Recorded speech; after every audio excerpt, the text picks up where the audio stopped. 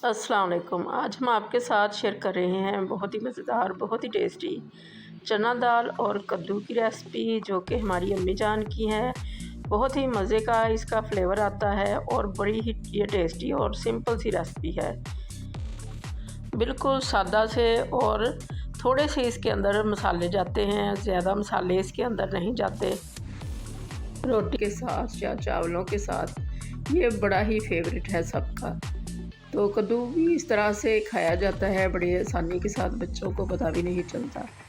तो इसके लिए हमने ये हाफ़ केजी लिया है कद्दू, और इसमें हमने 1 कप दाल कर लिया है, चने की दाल। इसको अच्छी तरह से वॉश कर लिया है और इसके अंदर ऐड कर दिया है। सोक करने की ज़्यादा ज़रूरत नहीं है, क्योंकि जितनी देर में हमारा जो लौकी है वो गलेगी, उतनी देर में दाल भी गल जाएगी। तो हमने इसके अंदर तकरीबन 1 लीटर पानी ऐड कर दिया, और ये नमक ऐड कर दिया है 1 टीस्पून, और 1 टीस्पून ही इसके अंदर डालेंगे सुरख मिर्चें पिसी हुई, और इसके अंदर हल्दी चली जाएगी अब हाफ़ टीस्पून, और इसके बाद इसके अंदर डालेंगे सब्ज़ मिर्चें कुटी हुई 1 टेबलस्पून, और इसके बाद इसके अंदर हम डालेंगे 1 टेबलस्पून लहसुन और अदरक कुटा हुआ। ये सारी चीज़ें ऐड करके हम इसको बंद कर देंगे प्रेशर लगा के। तो इसको हमने 8 से 10 मिनट के लिए रखा है। अपने इलाके के पानी के हिसाब से रख लें, कहीं ज़्यादा जल्दी से चीज़ें गल जाती हैं और कहीं देर लगती है। लौकी हमारी बहुत अच्छी सी गल चुकी है, बिल्कुल रुई की तरह से हो चुकी है। और अब दाल भी चेक कर लेते हैं। इतनी देर में दाल भी ये बहुत अच्छी सी गल जाती है। ये देखिए बहुत अच्छी सी गल चुकी है। अब इसके अंदर एक्स्ट्रा जो पानी है उसको हमने ड्राई करना है, और साथ साथ इसको मिक्स करते जाना है।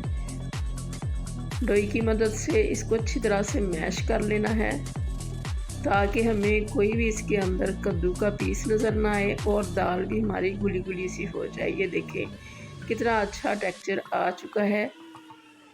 दाल भी गल चुकी थी और ये अब घुल चुकी है, और इसके अंदर जो कद्दू है वो भी बहुत अच्छा सा घुल चुका है।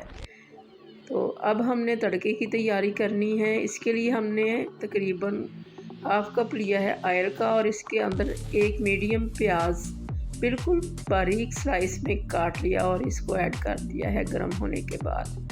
इसको अब हिलाते जाएंगे, हल्का हल्का सा इसको हिलाते रहना है, ताकि ये सारा ही प्याज जो है एक तरह का ही कलर इसके ऊपर आए। मीडियम फ्लेम है इस वक्त। तो इसके अंदर हम सुरख मिर्चें भी ऐड करेंगे थोड़ी सी, बहुत अच्छा फ्लेवर इनका आता है।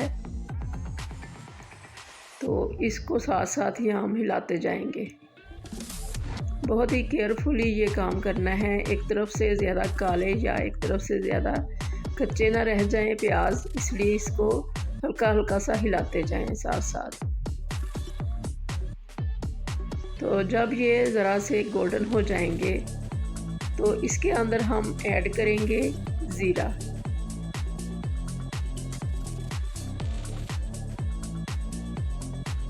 बहुत ही अच्छी खुशबू इस वक्त आ रही है।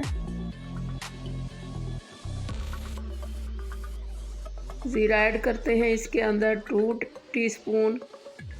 जितना आपको पसंद है उतना ही डाल लें। ज़ीरा हमें बहुत ज़्यादा पसंद है, तो इसलिए हमने इसके अंदर 2 टीस्पून डाल दिया है। अब ये ज़रा सा कड़कड़ाएगा, उतनी देर में हमारे प्याज भी और रेड हो जाएंगे। तो इनको हम उठा के दाल के अंदर डाल देंगे। बहुत ही मज़े का तड़का रेडी हो चुका। तो अब हमने इसको दाल के अंदर डाल दिया है, और अब दाल उठा के थोड़ी सी पैन के अंदर डालेंगे, ताकि जितना फ्लेवर है पैन के अंदर वो भी दाल के अंदर डाल सकें।